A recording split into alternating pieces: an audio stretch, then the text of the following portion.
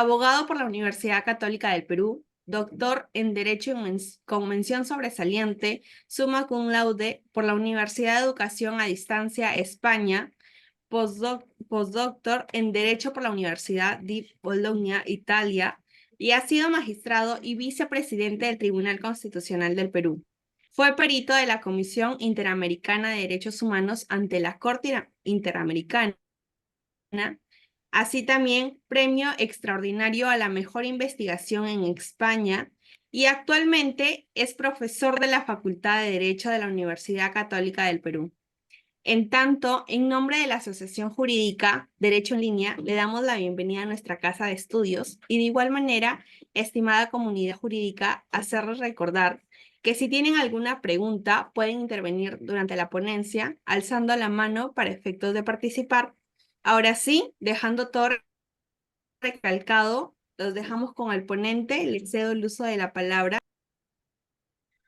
Muchas gracias, Azucena, muchas gracias a todo el equipo de Derecho en Línea, a la Asociación de Abogados de Chincha por la organización de esta actividad y sobre todo mi agradecimiento especial. Yo pensé que íbamos a estar los organizadores y yo en un domingo a las 8 de la noche con la competencia de los programas de televisión, anunciando alguno de ellos que incluso la fiscal Benavides, que es, digamos, un poco la estrella de la jornada, en este momento va a estar declarando un canal. Creí que íbamos a conversar prácticamente entre nosotros, pero veo que la convocatoria que han hecho los organizadores es realmente sobresaliente. Y el masoquismo también de quienes han metido merece reconocimiento. Bueno, vamos al punto. Dos recientes sentencias del Tribunal Constitucional nos vuelven a un tema que de todas maneras no está sacado. Un tema que siempre genera discusión. Un tema con el cual me siento muy identificado, incluso antes de haber sido magistrado del Tribunal Constitucional. Fue el tema de mi tesis doctoral que aquí se mencionó. ¿Hasta dónde llegan las competencias de un juez constitucional? Cuando tenemos casos como el caso de peajes y cuando tenemos casos como lo que ha resuelto el Tribunal Constitucional de suspender la habilitación que había planteado, la medida cautelar que se había planteado en el Poder Judicial ante una inhabilitación de dos miembros de la Junta Nacional de Justicia. ¿Eso lo puede hacer un Tribunal Constitucional?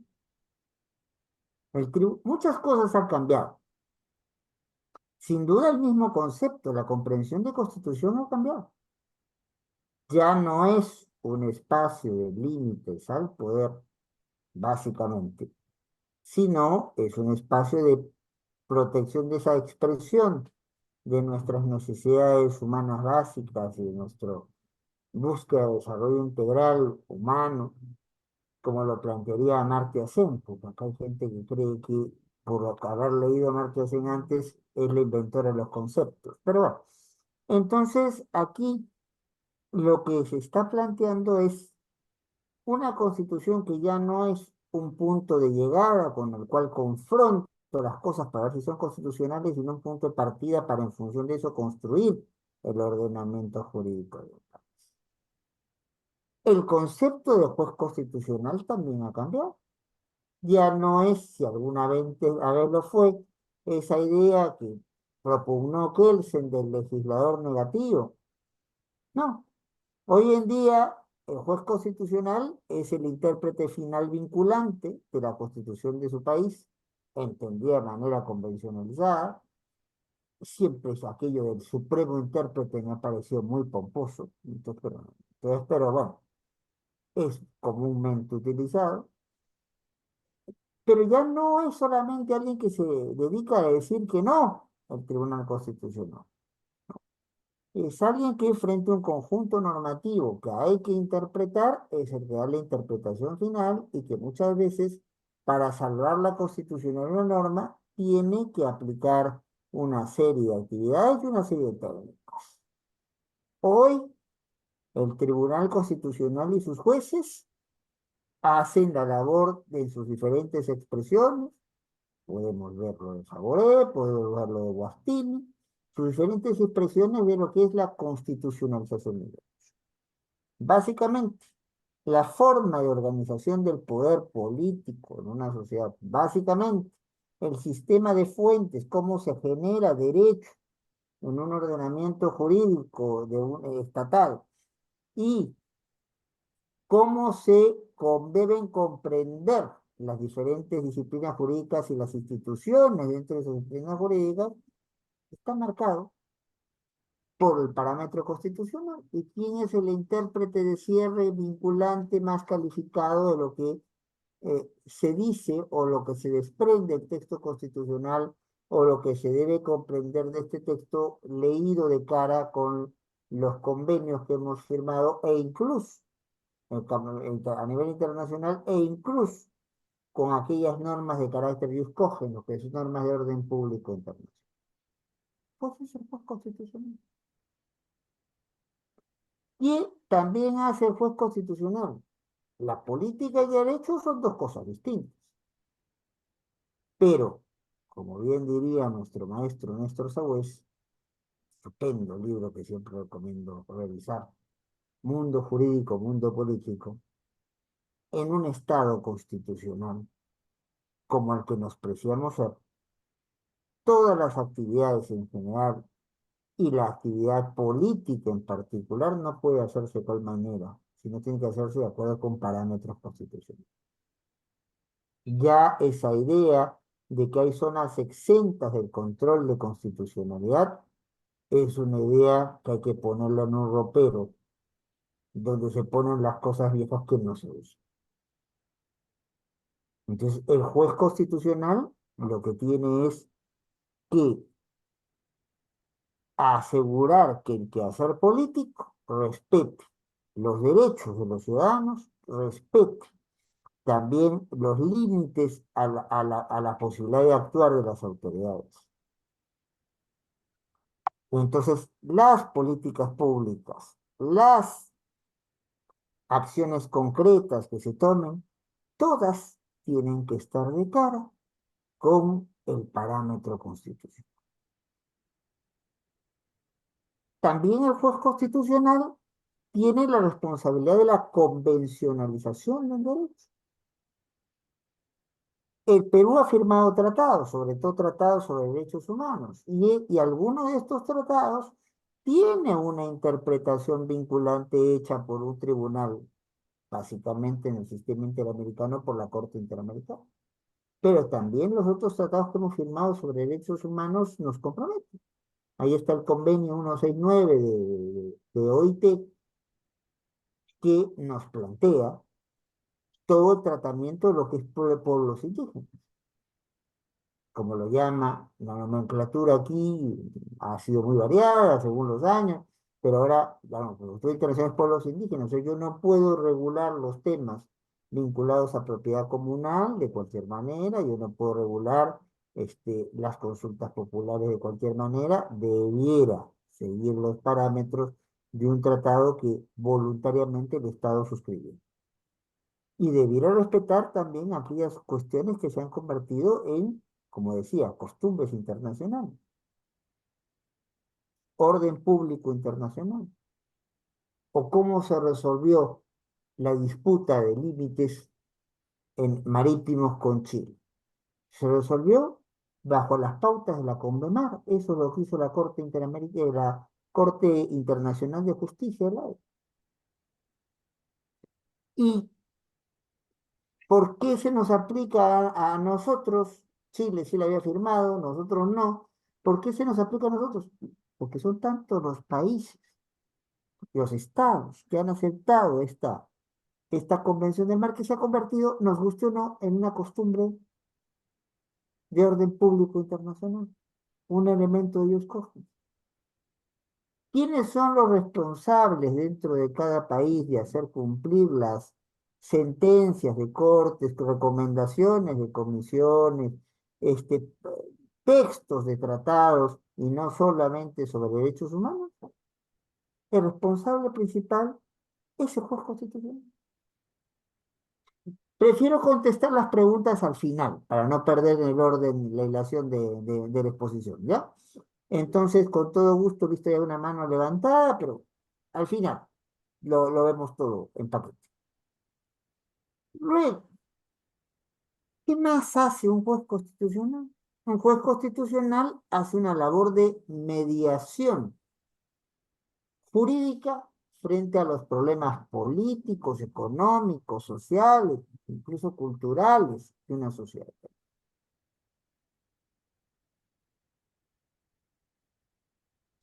Si yo, veamos, si tengo, ¿a quién busca la gente cuando tiene un problema de cómo entender el contrato ley sobre peajes? Al Tribunal Constitucional, que es un problema político económico. ¿Quién le da la salida jurídica al problema? El Tribunal Constitucional. Se está queriendo separar del cargo con inhabilitación a algunos altos funcionarios. Se está discutiendo hasta dónde llega la competencia de la Junta Nacional de Justicia y dónde comienza la competencia del Congreso frente a la posibilidad de sancionar a altos miembros del Ministerio Público, como la señora Benavides, hoy fiscal suspendida como fiscal suprema y a la vez como fiscal de la Nación. ¿Quién resuelve eso? El Tribunal Constitucional, pues. Ya, buscamos en un Estado constitucional que se rige en función a normas o a interpretación de esas normas, que el último intérprete, que el que dé las soluciones finales, sea un juez constitucional. Y ese juez constitucional también tiene una responsabilidad de integración social, que tiene varias expresiones. Cohesión busca una respuesta que a una sociedad dispersa y dividida la junta, la reúna. Una respuesta que trate de ser de conjunto para enfrentar situaciones complejas y difíciles que vivimos todos. Un juez constitucional, del Tribunal Constitucional sobre todo, una jueza constitucional del Tribunal Constitucional, tienen la enorme responsabilidad en este contexto de integración de la inclusión. ¿O no es cierto que tenemos un importante sector de nuestra población que está excluido, que está en condición de vulnerabilidad y al cual de alguna manera hay que buscar proteger y promover? ¿Quién da las pautas sobre eso? El Tribunal Constitucional. El Tribunal Constitucional tiene también una labor de prevención. Se ve venir un conflicto. ¿Tenemos que esperar a que el conflicto se dé o podemos tratar que evitar que ese conflicto se materialice? Creo que todos estamos de acuerdo que es lo segundo, ¿verdad? Entonces, ¿y quién se va a encargar de resolver esas situaciones? Apagar el incendio antes que se provoque cuando estamos viendo que hay chispitas, para decirlo en términos más cotidianos. Pues el Tribunal Constitucional. Y cuando ya estamos en una situación de conflicto, cuando ya estamos en una situación donde se ha generado controversia, y esto puede haber causado perjuicio, y en algunos casos grave perjuicio, ¿a quién recurrimos para reconciliar a toda la sociedad en su conjunto, algún sector de la sociedad? Pues la respuesta es muy obvia. En un Estado constitucional, al Tribunal Constitucional cuando te exige. Y para poder hacer todo este trabajo, el Tribunal Constitucional puede recurrir a diversas técnicas. Solamente voy a mencionar tres. Una de ellas es de las llamadas sentencias interpretativas. La Constitución te menciona un concepto jurídico indeterminado o un concepto que puede entenderse de manera equivocada. Un buen amigo mío ponía el viejo ejemplo de la causa. La causa puede ser un elemento del acto jurídico, la causa puede ser algo que origina ciertas situaciones y la causa puede ser un plato de comida. Por lo menos explico eso, pero el plato de comida, para que veo que hay público del extranjero y no tiene como necesariamente por qué saber. Es uno de los platos típicos del país en general. frente a esta situación donde no se comprende los alcances, Guastini hablaba disposición y norma, hay un enunciado, pero ese enunciado puede entenderse de maneras muy distintas. Para Azucena el vaso puede estar medio lleno, pero para algún otro amigo aquí presente puede estar, por ejemplo, nuestro amigo Julio que está conectado puede estar medio vacío. ¿Quién entonces es el que resuelve lo poco claro? ¿O quién es el que aplicando las técnicas ya llamadas de las sentencias interpretativas manipulativas completa algún aspecto que no está previsto en una ley para que siga siendo constitucional o para que reducir al mínimo su inconstitucionalidad? Ya, se plantea el aborto terapéutico, pero ¿cómo se llega a la situación de aborto terapéutico? Tiene que haber un protocolo. ¿Qué pasa si el Ministerio de Salud no aprueba un protocolo? ¿Vamos a dejar que la situación quede en el limbo o le va a tocar al Tribunal Constitucional en una sentencia adelantar, añadir lo que se llama las sentencias manipulativas aditivas, algunos elementos? ¿Qué pasa si el legislador, como diríamos en términos más coloquiales, se pasa de mambo y pone cosas que no debieran estar y que nos pueden resentir la constitucionalidad? No. Le toca al juez constitucional en la responsabilidad, sobre todo al Tribunal Constitucional, en la enorme situación de asegurar la constitucionalización del tema, la constitucionalidad de lo que se está planteando, pues decir, esta norma todavía es constitucional si esta parte de su redacción no se toma. Eso se llama las sentencias manipulativas reductoras. Y en algunos casos tengo que poner y quitar los más difíciles, las sentencias manipulativas sustitutivas. Ahí queda claro que ya el juez constitucional no es pues un legislador negativo, en muchos casos es un legislador complementario mientras tanto haya respuesta del legislador ordinario. Estado de cosas inconstitucionales, ahí es una técnica más bien de carácter procesal. El señor William Muñoz, aquí presente, lleva ante el Tribunal Constitucional y gana en el Tribunal Constitucional un caso que es sustancialmente igual al caso que tienen las más de 50 personas que nos están viendo en este momento. ¿Qué hacemos? ¿El tribunal va a seguir esos 50, 60, 70 casos? ¿O en ejecución de sentencia puede colgar la respuesta ya dada a casos sustancialmente iguales? Ojo, la técnica no la inventamos nosotros, ¿eh? Pero la aplica el Tribunal Constitucional en el famoso caso de una vía trata de Julia Arellano Sarqué. El Tribunal Constitucional también puede plantear una cosa muy radical, que en realidad la gente cree que es colombiana, pero no, viene desde las famosas sentencias de la Corte Warren en los casos de famosos casos Brown contra el Ministerio, el Board of Education, que es el Ministerio, la Secretaría de Educación en los Estados Unidos. ¿Qué hacemos si la norma no dice lo que tiene que decir y ni el legislador ni el gobierno toman las acciones concretas para cubrir ese hueco? ¿Por qué los casos de la Corte de Warren son importantes? Había igualdad formal, pero no había igualdad material. La población de raza negra tenía casas, sí, pero no en el barrio las casas de la raza blanca. ¿Podía subirse a transporte? Sí, pero tenía o transportes distintos o asientos especiales en ese transporte.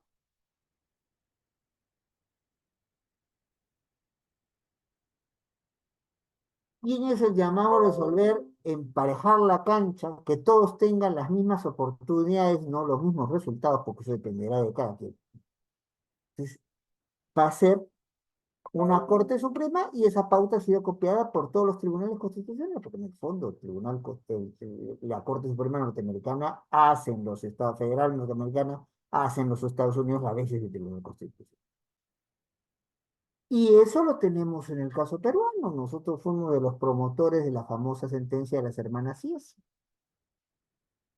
No había ninguna previsión para el caso de personas que siendo mujeres solamente tenían acceso a educación primaria.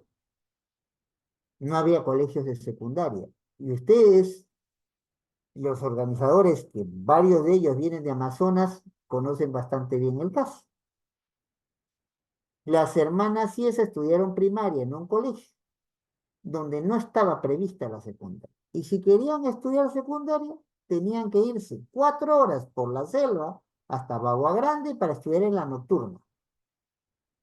Y como todos podemos presuponer, pues la selva no está electrificada, no hay carteles, vaya usted por aquí, por este camino para llegar a Bagua Grande, ¿no? ¿Qué significaba? Que prácticamente se tenían que trasladar de ciudad a vivir en otra ciudad con una familia que era de escasos recursos. ¿Qué hacer en esos casos? Pues claro, ordenarle al Ministerio de Educación que haga un plan que permita que progresivamente todos los colegios estatales del país puedan tener la posibilidad de recibir niños y niñas. Si es un único colegio, está obligado a recibir niños y niñas en primaria y en secundaria, porque si no está frustrando el proyecto de vida de Azucena y de todas las mujeres de esas comunidades. Porque al no poder estudiar la secundaria, no puede llegar ni a una educación, ni a un centro universitario, ni a un centro de educación superior. Con lo cual, no va a poder llegar a ser probablemente lo que quiere ser a nivel profesional. ¿Quién está llamado a cubrir esos huecos mientras tanto, dando normas para suplir estas situaciones? Pues el Tribunal Constitucional. El Tribunal Constitucional es muy poderoso si sabe ejercer sus competencias. Pero eso en un Estado constitucional es permisible. ¿Es permisible que se haga de todo? No. El Estado constitucional parte de la idea que el poder está dividido. Y no solamente dividido, sino que quien tiene cuotas de poder también tiene cuotas de responsabilidad. A alguien tendrá que darle cuenta de lo que hace o no hace, de lo que hace bien o de lo que hace mal. Y en ese tenor no se escapa el tribunal. En algunos casos, por su misma naturaleza jurisdiccional. Un juez, una jueza, con mayor razón, un juez y una jueza de un tribunal constitucional no resuelve en función de esto a mí me gusta, esto me parece más interesante, esto me parece más adecuado. No hace un control de calidad y oportunidad. Lo que resuelve un juez, una juez, es en función a qué derechos, qué obligaciones, qué responsabilidades nos generan esos derechos y esas obligaciones. Y eso está muy claramente dicho de hace muchos años. Los invito a leer este estupendo libro de alguien que fue presidente de la Corte Constitucional Italiana, Gustavo Zagrebelsky, El derecho dúctil.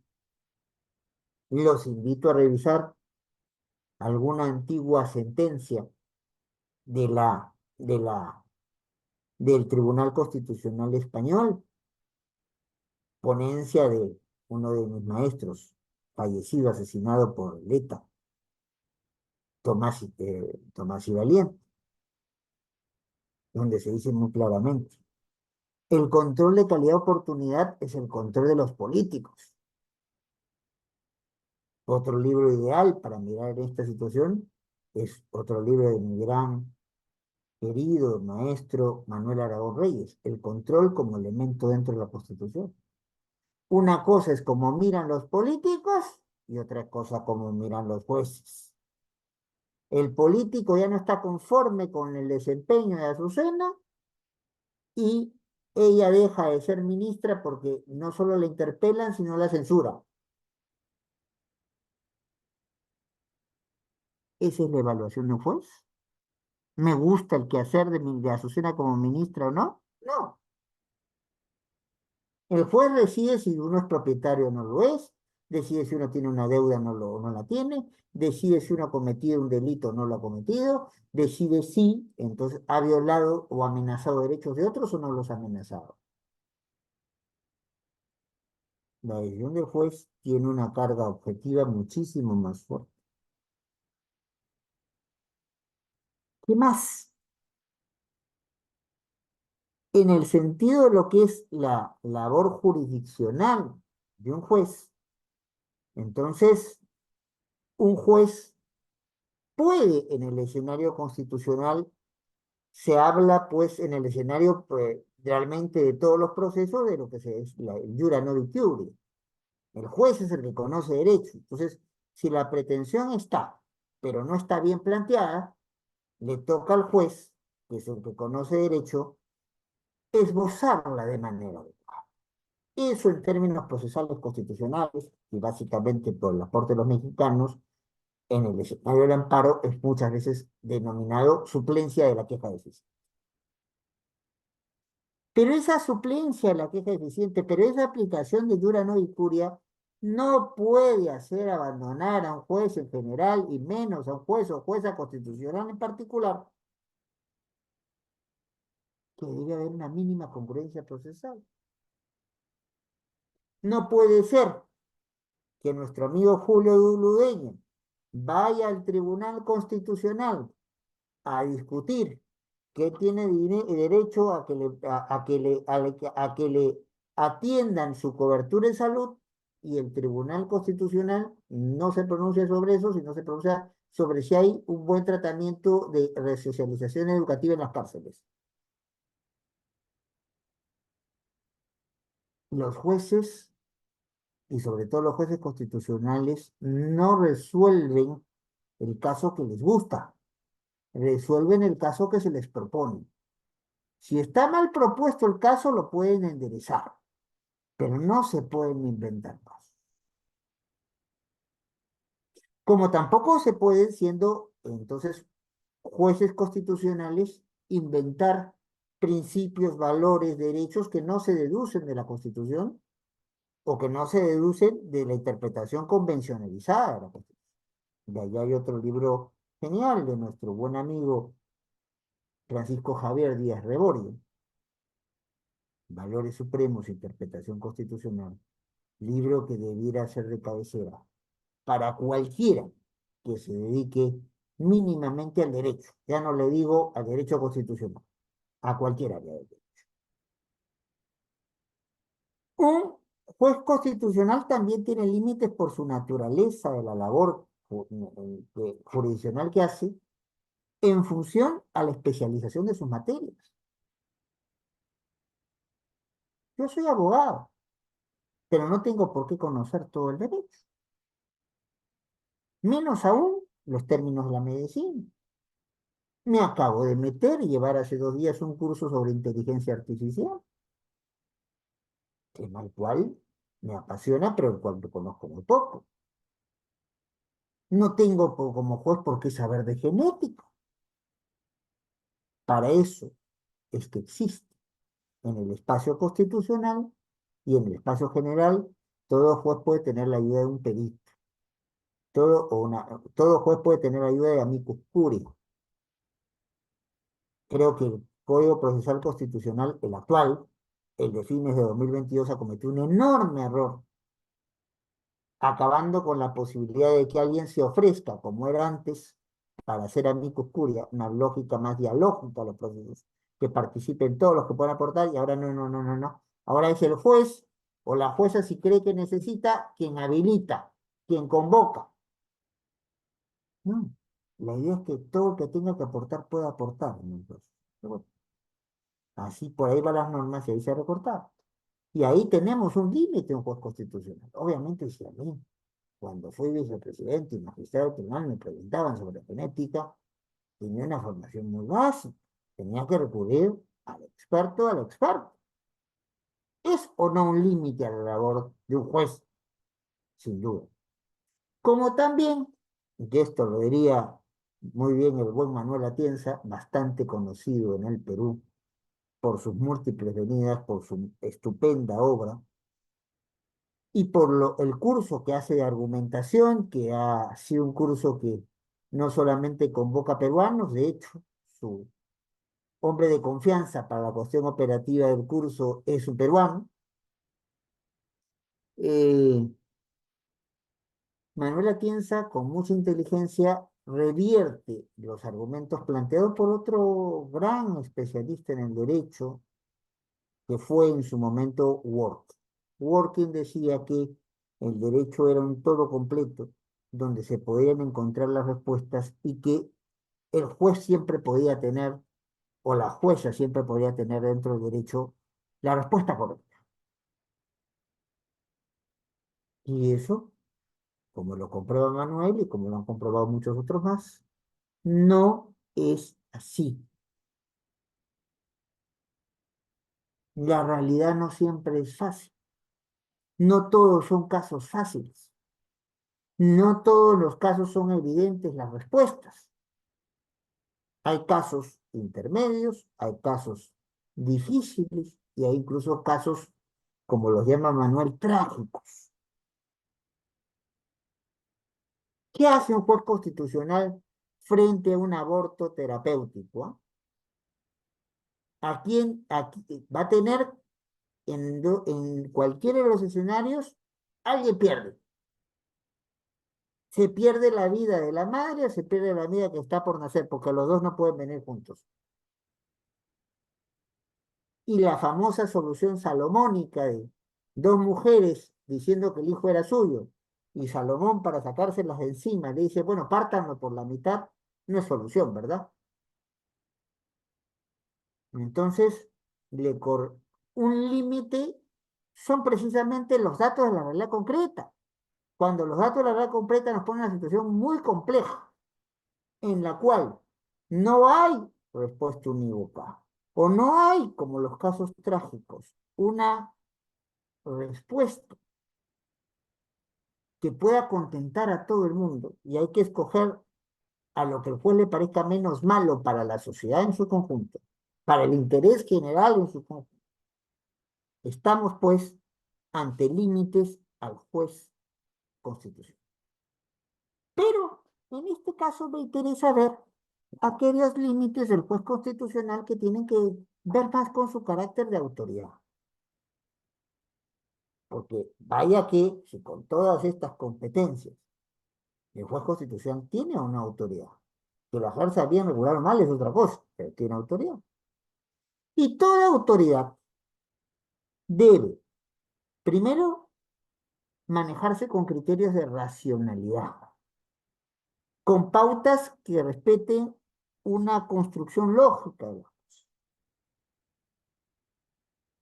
Para los más mayores dentro de este grupo me entenderán mejor el ejemplo. Cantinflas está bien para las películas.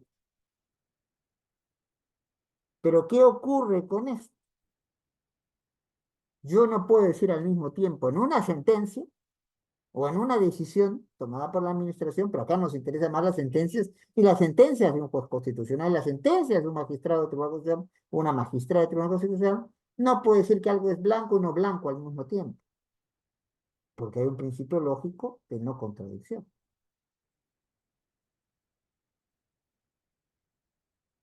Hay que respetar parámetros lógicos.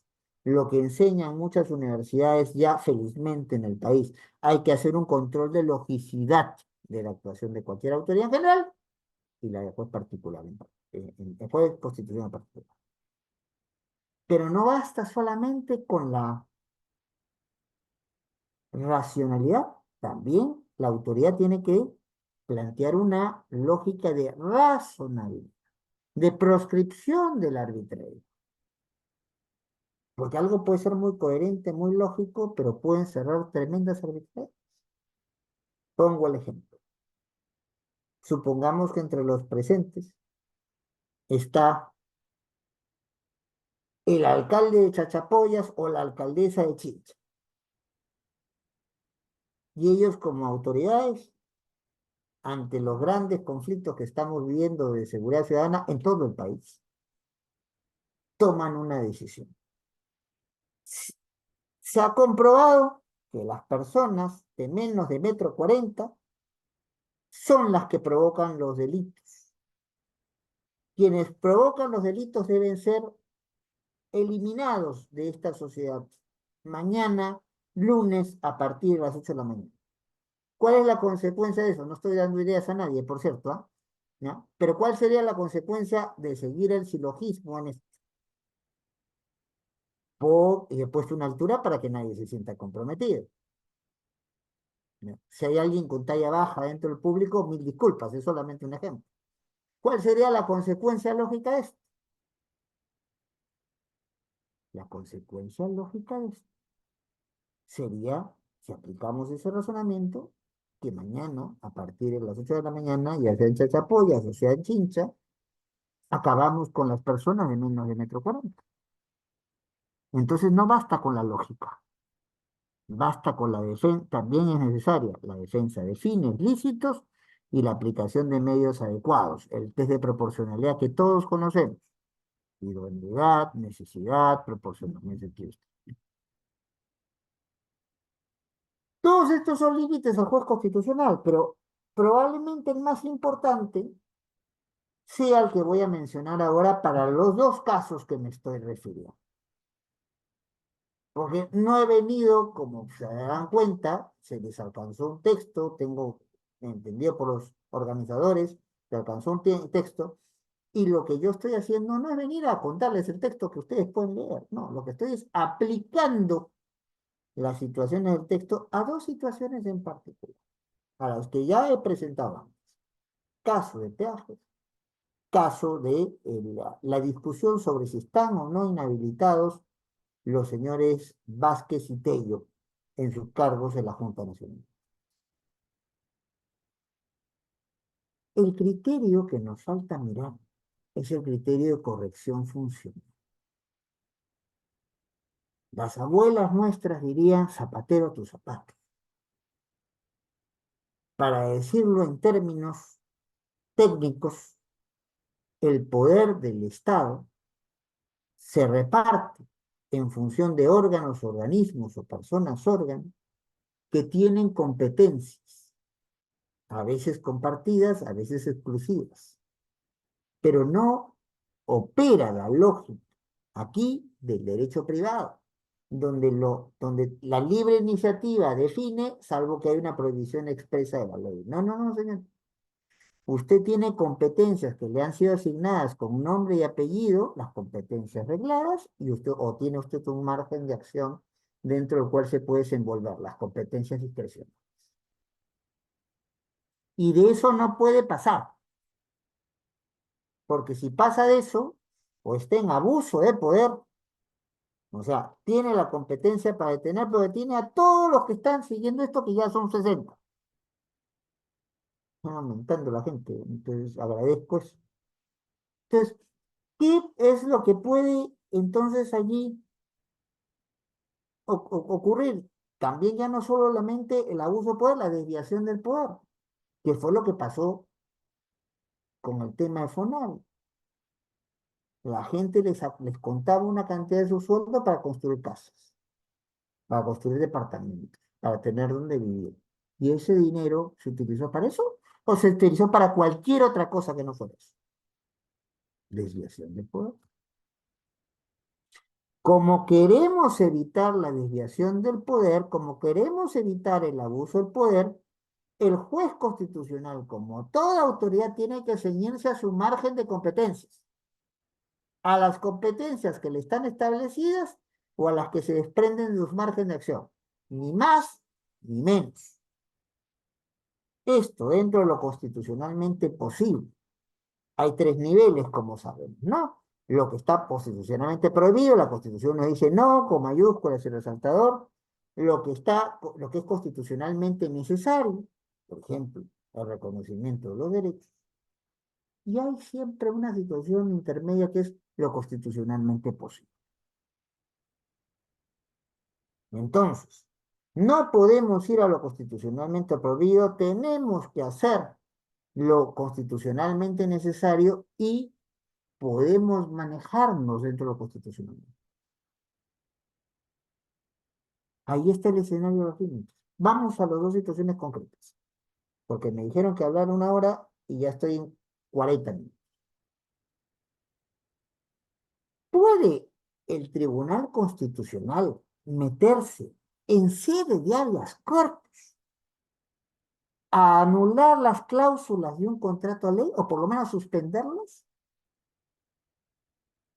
Para los que no son de nuestro país, que hay algunos que nos están siguiendo, escuchando, entonces el artículo 62 de nuestra Constitución establece la figura del contrato de ley, que no solamente está en el Perú, la Corte Constitucional Colombiana también ha desarrollado una situación parecida. ¿Cuál es la idea de los contratos de ley? Yo quiero tener una inversión fuerte, de gran envergadura y sostenida en el tiempo con condiciones que no varíen, y sobre todo que no varíen con el manoseo que pueden tener desde el legislador. Entonces, el acuerdo se firma entre una repartición estatal y un particular, que puede ser una persona natural, una persona jurídica, peruana, extranjera, eso es lo que menos importa. Lo que importa es que las reglas de juego están planteadas por cláusulas de intangibilidad. ¿Qué quiero decir con eso? Cláusulas que no se tocan. Durante la relación del contrato, esto no lo mueve nadie en principio, y si lo mueven a alguien, son los que firmaron el contrato. Puestos de acuerdo los dos. No una cuestión unilateral. Tienen que estar las dos partes puestas de acuerdo para modificar. ¿Qué ocurre? La Municipalidad Metropolitana de Lima firma un contrato ley para hacer la concesión de peajes.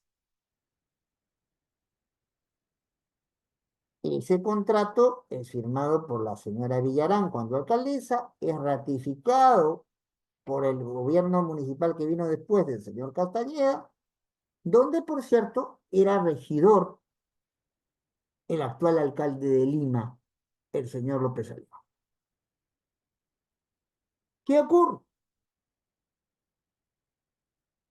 Cuando todavía no era López Aliaga alcalde, se convence al Congreso y el Congreso aprueba una norma por la cual unilateralmente el Estado podría modificar los contratos de ley. Yo estaba todavía en el tribunal en ese momento. ¿Y nosotros qué hicimos? Pues obviamente, se estaba violando un artículo de la Constitución, se estaba violando un artículo de la Constitución. Y dijimos, esta ley no va. La demanda declarada infundada. Chao. Pero después, años después, una de las propuestas, caballito de batalla, del actual alcalde de Lima, López Aliaga, es el del desconocimiento de ese contrato ley y sus cláusulas. Y alega para esto, civilinamente, que el contrato fue firmado por una empresa corrupta con un alcalde una alcaldesa que fue corrompida. Pregunta, ¿está dentro de las competencias de un tribunal constitucional definir si se ha cometido un delito o no? ¿Verdad que no, no? ¿Verdad que eso lo propone un fiscal y lo decide un juez penal? Y si no hay juez penal, entonces un juez mixto, pero del Poder Judicial. El Tribunal Constitucional no tipifica delitos ni aplica las penas que son como consecuencia de la sanción de la infracción penal común. Dos, asumamos que es una falta administrativa. el derecho administrativo sancionador es muy rico en el Perú y en todas partes. Pero yo, instancia administrativa, ¿tengo las mismas competencias que un tribunal constitucional? No. El Tribunal Constitucional puede detectar infracciones administrativas y poner sanciones administrativas. Que sepa, no. Con el agravante que este proceso se plantea en el escenario de habeas corpus para la protección de la libertad personal y alegando la libertad personal, se suspende la aplicación de ciertas cláusulas de un contrato ley que son intangibles, que a tal caso las partes se tienen que poner de acuerdo para modificarlas. En el mejor de los casos debió darse una reconversión, que es una técnica aplicada en el Perú hace muchos años, de convertir ese habeas corpus en amparo. Lo planteó uno de los magistrados en su fundamento de voto. En mi caso, dice. Pero a lo que vamos es, ¿el tribunal lo puede hacer todo?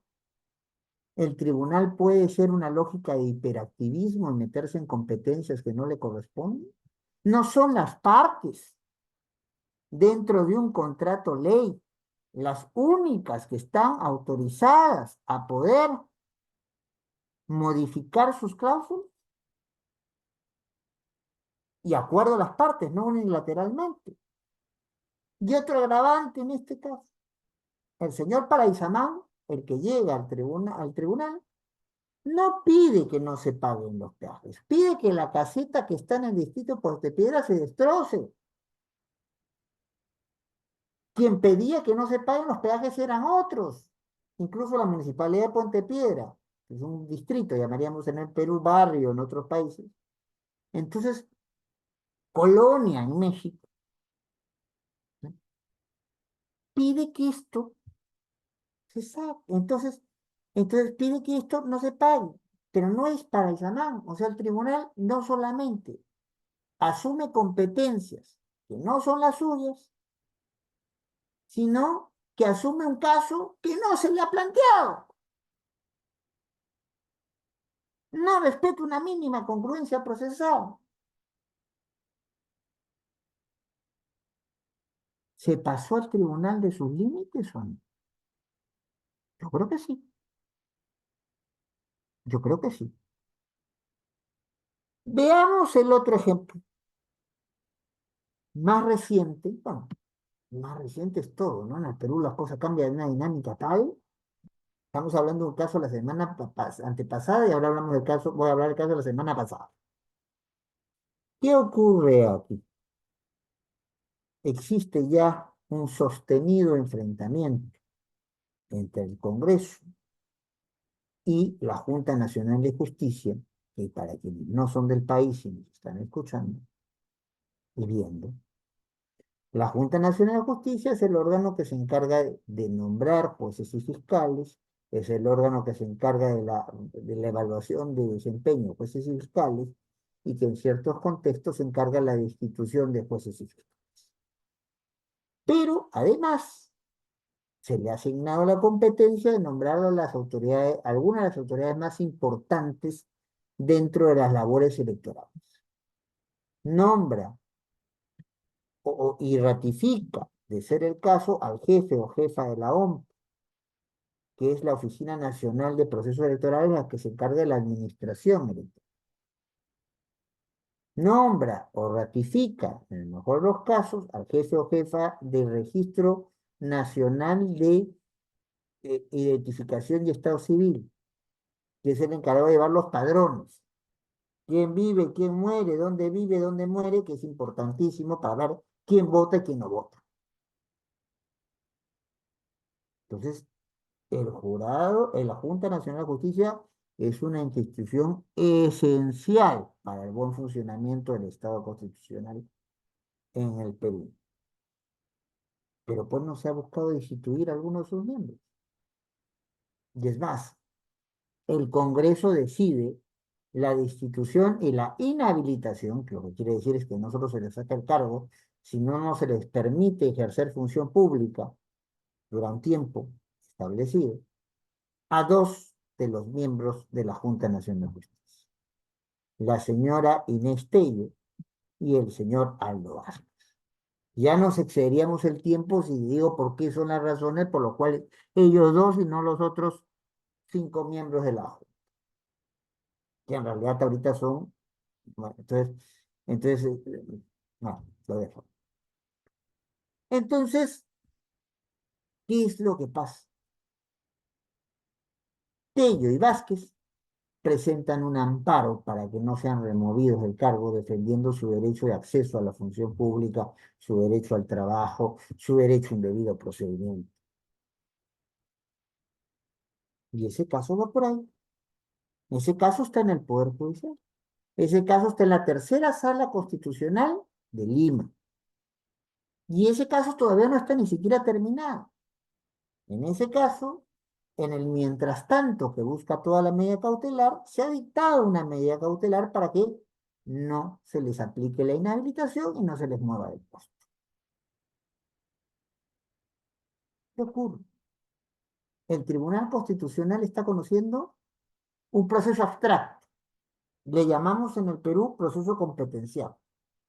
Yo decido si nuestro amigo Peter, o Peter, no sé cómo lo pronunciará él, entonces, ¿es quien puede hacer algo o es quien no debe hacer algo o es quien pudiendo hacer algo se está excediendo sus competencias menoscabando las de otros? Y aquí la discusión es hasta dónde llega lo que puede hacer la Junta Nacional de Justicia y hasta dónde llega lo que puede hacer el Congreso. El señor Vázquez, la señora Tello, no son parte en ese proceso, porque es una discusión entre instituciones. Sin embargo, ¿qué hace el Tribunal Constitucional? En su caso, y es en abstracto, para ver la competencia de instituciones, se pronuncia y suspende los efectos de una medida cautelar dada en un amparo. El amparo planteado no por la Junta, planteado por la señora Tello, por el señor Vázquez.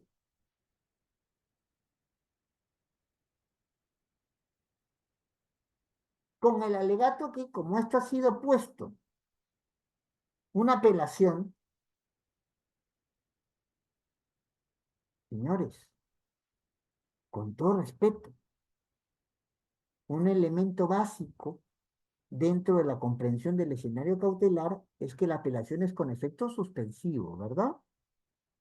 O sea, si yo tengo una medida cautelar y me la han apelado, esa medida cautelar, por más apelada que se sostiene. Entonces, aquí va la competencia de meterse en un caso que es concreto y que es en el Poder Judicial y que tiene que ver con la defensa de derechos, cuando yo estoy conociendo en abstracto la determinación de competencia.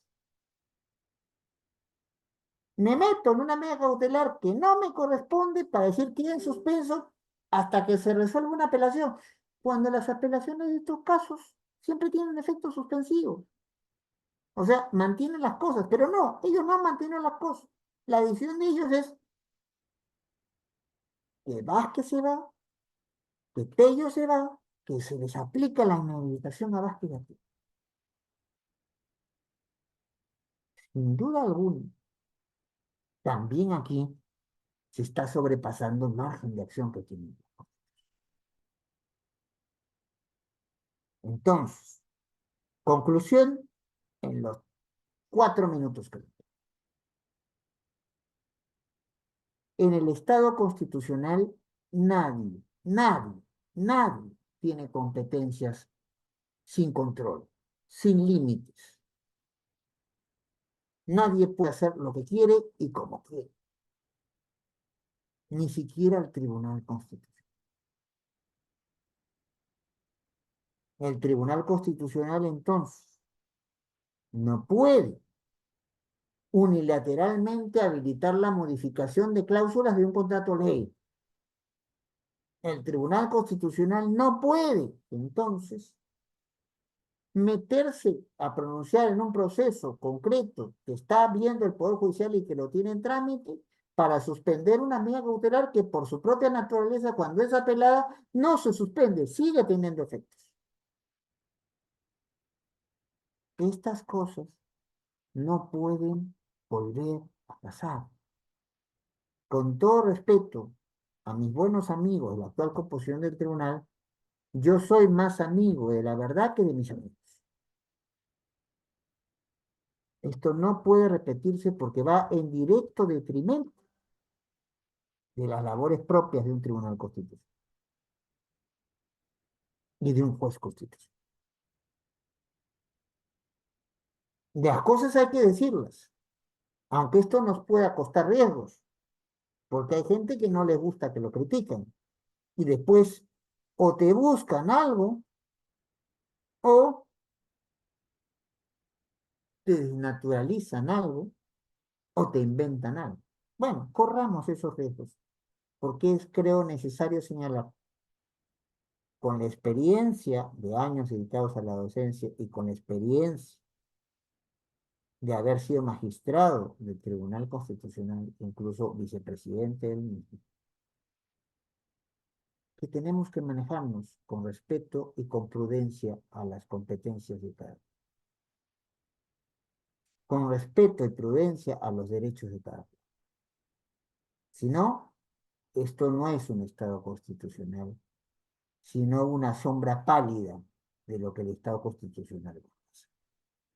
Justo en tiempo. Muchas gracias por la oportunidad de haber expuesto y quedo a disposición de las preguntas que buenamente se me quieran formar. Sí, muchas gracias, doctor Eloy Espinosa Saldaña Barrera. Felicitarlo por tan ilustre abordaje del tema como es límites del juez constitucional.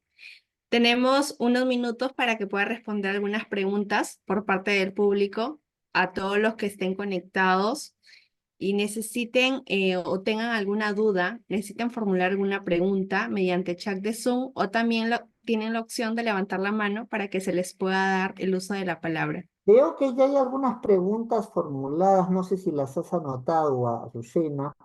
Entonces hay algunas preguntas anotadas en el chat, pero no sé si las estoy registrando todas. Sí, Podríamos, claro. las tienes Ajá. todas, entonces vamos con las preguntas de una buena vez y Bien, agradezco perfecto. a quienes han ya estado felicitando mi exposición. Sí, uno de los participantes, Denis Julio Huancapaza, nos menciona con respecto a la autonomía procesal del Tribunal Constitucional. Eso hay que manejarlo con mucho cuidado. El Tribunal Constitucional, cuando se habla, este concepto viene de Alemania y se interpreta muy mal aquí. La autonomía procesal o la autonomía procesal constitucional está muy bien manejada en el libro de Rodríguez Patrón, que es una letrada del Tribunal Constitucional Español que hizo su tesis en alemán y que por esas cosas del destino fue justamente miembro del jurado de mi tesis doctoral. ¿Qué es lo que nos explica bien ella? Y cuando uno está, como yo he tenido bien la oportunidad de hacer pasantías en Alemania y exponer en Alemania, ¿qué es lo que los alemanes tienen clarísimo?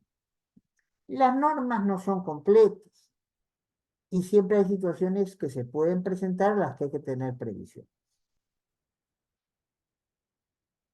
Por ejemplo, necesariamente en todos los espacios está previsto cuáles son las condiciones de un precedente o tengo que fijarlas siendo tribunal constitucional. Las pautas para cómo entender la legitimación procesal activa están claramente previstas. Hay un ex magistrado que discutía mucho. Entonces, aquello de que los colegios profesionales, y que no se me resienta con esto la asociación de abogados de Chincha, no tenían necesariamente legitimidad para el tema porque la vinculación con el tema era nula. O sea, ¿qué hace un colegio de ingenieros? Se preguntaba Vergara, de que el ex magistrado ya fallecido, lo estoy hablando. ¿Qué hace un colegio de ingenieros planteando una demanda cuestionando la ley de partidos políticos? Entonces, hay una serie de cosas en el quehacer cotidiano de un tribunal a las cuales hay que darle respuesta, que no pueden estar previstas en la norma, o si están previstas en la norma queda de modé. ¿Por qué? Porque cambió el Código Procesal Constitucional, porque salió una sentencia de la Corte Interamericana diciendo cómo hay que entender un derecho en cierta situación, porque aparece la inteligencia artificial. ¿Puedo presentar escrito hecho con ChatGPT o no? Entonces, frente a esas situaciones novedosas, no previstas o controvertidas, vaso medio lleno, vaso medio vacío, según uno lo comprende, entonces se le reconoce un margen de acción a los tribunales constitucionales. Eso es donde se inventó el concepto en Alemania, la autonomía procesal constitucional. ¿Qué se ha hecho aquí? Aprovechando el término, se han inventado estos procesos. Los españoles dirían, nos hemos pasado tres pueblos. O sea, ha habido un uso desmedido del concepto que tiene unos parámetros muy claros y acotados donde fue originalmente. Ahora, por eso mismo, esa autonomía procesal constitucional alegada no le permite al tribunal suspender una medida cautelar dictada en un proceso de amparo, ¿ya? Hasta que se vea la apelación, máxime si la apelación tiene efecto suspensivo. O sea, tocar la medida cautelar es verdaderamente autohabilitarse para eso no es autonomía procesal constitucional. Tampoco es autonomía procesal constitucional el hecho de yo no soy parte del contrato como el Tribunal Constitucional. Lo es el señor John Abel Tito y lo es la señora Mariel Pizarro. Entonces, a tal caso, si es un contrato con cláusulas de intangibilidad, ¿lo puede cambiar uno de ellos solo? No, tiene que ponerse de acuerdo los dos. Y menos alguien de fuera, como el Tribunal Constitucional, a habilitar en un sede de habeas corpus a que se dejen sin efecto ciertas cláusulas de un contrato ley y fuera el pago de peajes. Yo no digo que sea bueno el pago de peajes, pero así no se hacen las cosas. Además, algo que no dije en su principio, el tribunal, el contrato ley de este tipo de situaciones de peaje obliga a la entidad estatal que tome responsabilidades, como por ejemplo las de crear vías alternativas. No sé cómo será el asunto en la zona de Chachapoyas, pero por ejemplo aquí en Lima, Rutas de Lima, que tiene las cuestiones de peaje, al lado de la autopista, donde tú pagas el dinero para el peaje, hay una carretera, la antigua Panamericana Sur. Entonces, si tú no quieres pagar peaje, vas por la antigua Panamericana Sur. Hay una alternativa. No todo el mundo está obligado a pagar peaje. ¿Y de eso de quién es responsabilidad? ¿Del concesionario o de la entidad estatal? De la entidad estatal. Y pasó el gobierno municipal de Villarán, pasó el gobierno municipal de Castañeda, ya está avanzado el gobierno municipal de López Aliaga y qué previsión se hizo para cumplir esa parte del contrato que le tocaba a la municipalidad.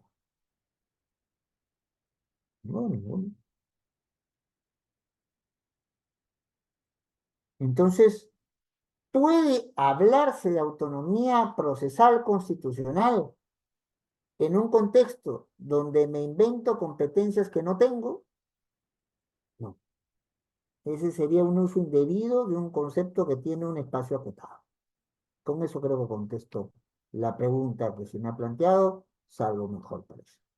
¿Cuál sería otra pregunta, por favor? Sí, doctor. Otra de las preguntas por los participantes ¿es posible que en alguna de sus decisiones el Tribunal Constitucional pueda incurrir en arbitrariedad? ¿Y quién podría determinarlo de manera legítima? Esta es una vieja discusión sobre que va de la mano con que si el Tribunal Constitucional constata, porque se lo han hecho notar, o porque o lo ha comprobado de oficio, que alguna de sus sentencias ha incurrido en vicios de nulidad. ¿Puede o no declararse nula una sentencia del Tribunal Constitucional por el mismo tribunal? Bueno, si uno lee el mentado artículo 121, creo que es, dice, no cabe impugnación contra sentencia del tribunal. Y eso no es tan cierto, ¿ah?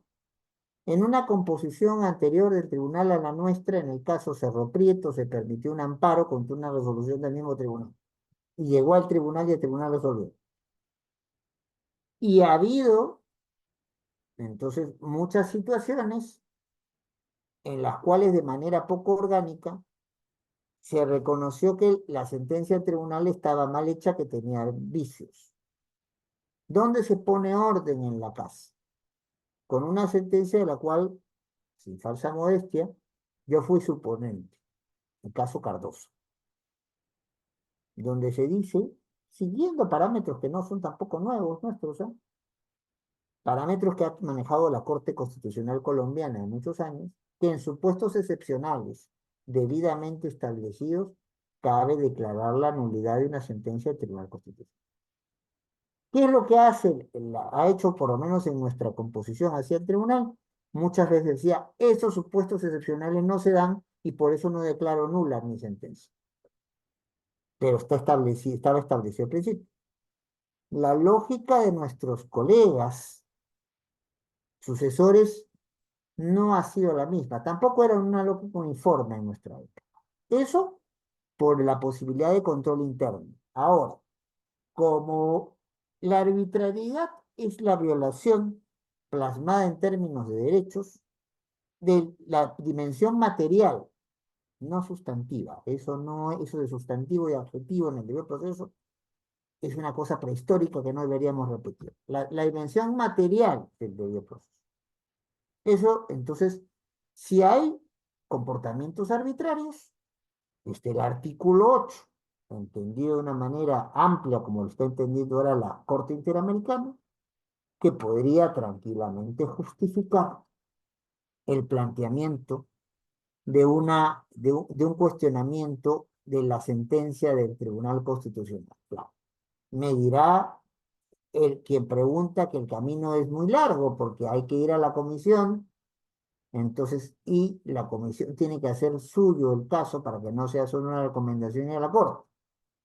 Y la Corte no es precisamente la gran Corte de Luxemburgo con varias salas, de Estrasburgo, perdón, con varias salas para poder resolver como es el Tribunal Europeo de Derechos Humanos. Son 7. Bien. Y los casos por eso demoran. Pero si la pregunta es, ¿el camino existe? El camino existe. ¿Es poco utilizado internamente? Sí. ¿Es utilizado externamente y demora? También. Pero ahí están las alternativas.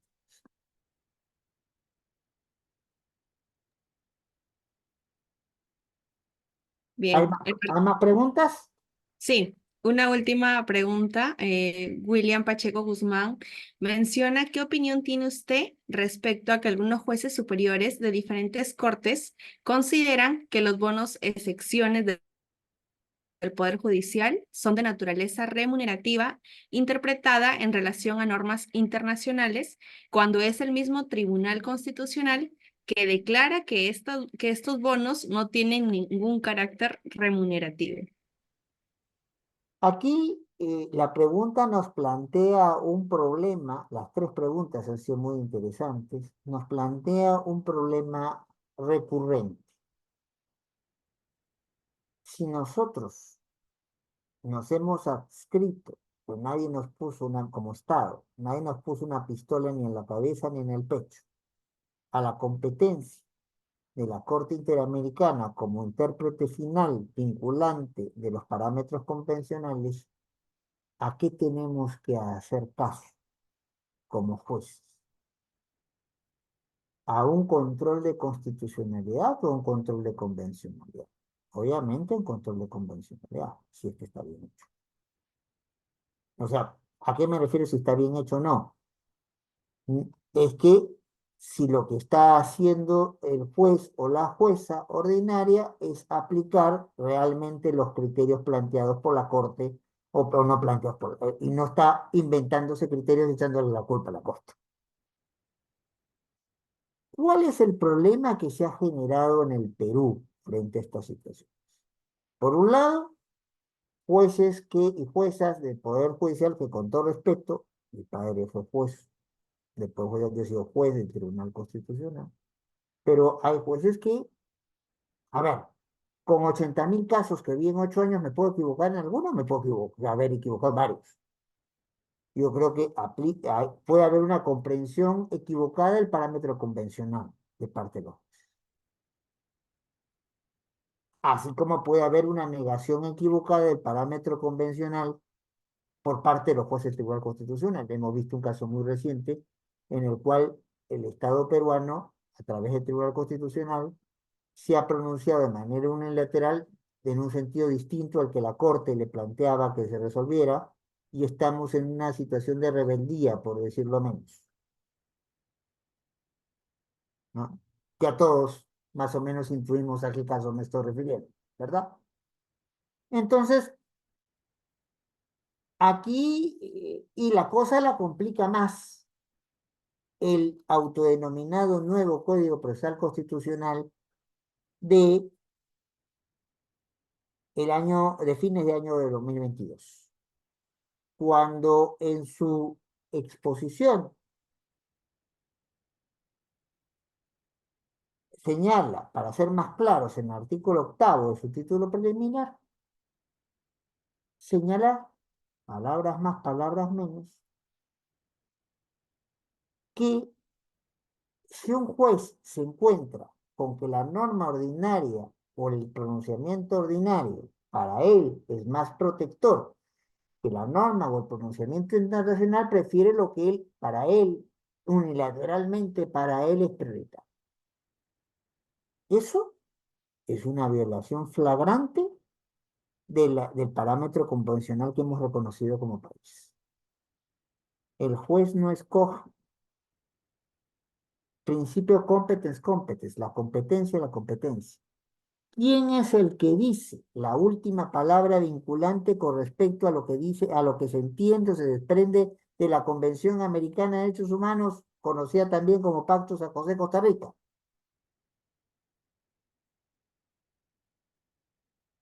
La Corte Interamericana. Entonces el juez no puede deshojar margaritas para decir, yo escojo lo que me parece más bonito, lo que me parece más adecuado. No, no, no. Hay alguien que tiene conocimiento opinión. Yo puedo discrepar razonablemente, de manera justificada, para evitar, entre otras cosas, la sanción disciplinaria por inconducta funcional de no seguir un parámetro ya previsto, porque el juez tiene derecho a pensar distinto. Esto no es un espacio donde se da órdenes, se dan, en el mejor de los casos, precedentes. Pero, en principio, las normas y en principio los pronunciamientos hechos por los órganos convencionales están para cumplirse, no para descomisar.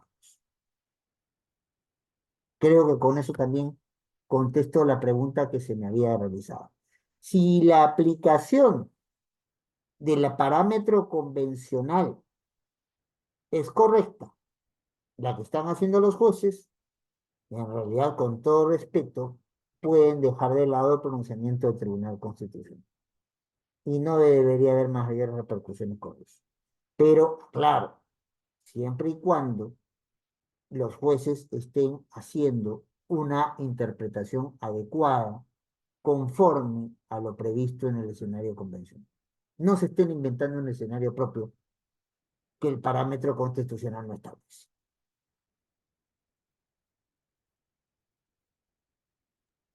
Sí, doctor. Antes de ya dar por terminada esta ronda de preguntas, Walter nos mencionaba de que también quería formular una pregunta.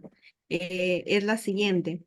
¿Estamos en un estado constitucional o un estado donde priman las decisiones políticas antes que lo constitucional? Era la pregunta que nos formulaba Walter Bernard.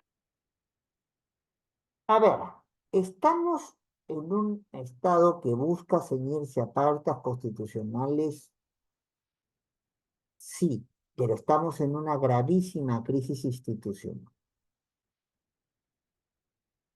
Mi buena amiga Carmen McCoy diría que en realidad esto también pasó al inicio de la República y tiene conjuntamente con otro autor en el 22 un libro muy interesante describiendo qué pasaba en los primeros años de la República y casi podríamos cambiar de nombres y encontrarnos con situaciones muy parecidas. Pero lo cierto es que de lo que hemos vivido en estos últimos años, probablemente esta sea la crisis institucional más aguda. No hay partidos políticos, no hay ideologías. Hay cascarones electorales que se guían en función a intereses de grupo o individuales. Y esto nos lleva a una situación de total inestabilidad. No es casual y no es solamente culpa de la pandemia que hayamos caído después de más de 20 años en recesión.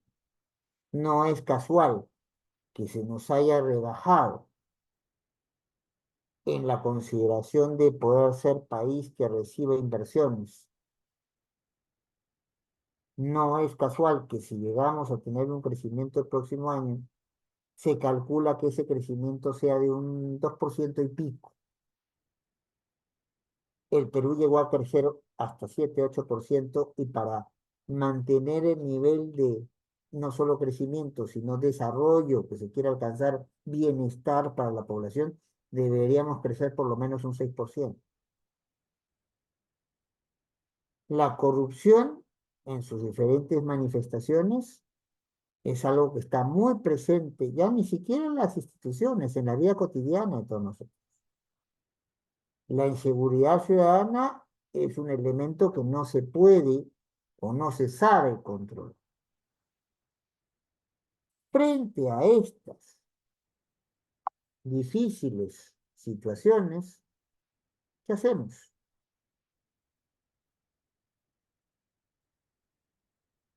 Entonces, lo que tenemos que hacer es consensos básicos para poder establecer la vuelta a condiciones que debieran ser naturales dentro de un Estado constitucional, para poder salvar la crisis en la cual indisimulablemente nos encontramos. Y esos consensos básicos es ponerse de acuerdo en ciertas cosas o procesar diferencias donde no nos ponemos de acuerdo. Nada más ni nada menos. ¿Ya? Entonces, decir que estamos o que no estamos en un Estado constitucional son respuestas demasiado drásticas. Decir que estamos en una crisis institucional de polendas y que tenemos que hacer los esfuerzos para superarlas, creo que es una mejor respuesta con todo respeto a lo que puedan pensar algunas otras personas. Y ahí me quedo.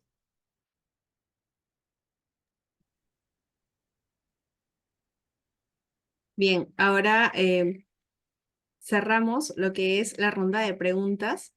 Reitero nuestro agradecimiento, estimado doctor Eloy Espinosa Saldaña Barrera, por su presencia, además por ilustrarnos con su amplio conocimiento y reciba nuestra invitación para futuras ponencias en nombre de nuestra Casa de Estudios Derecho en Línea.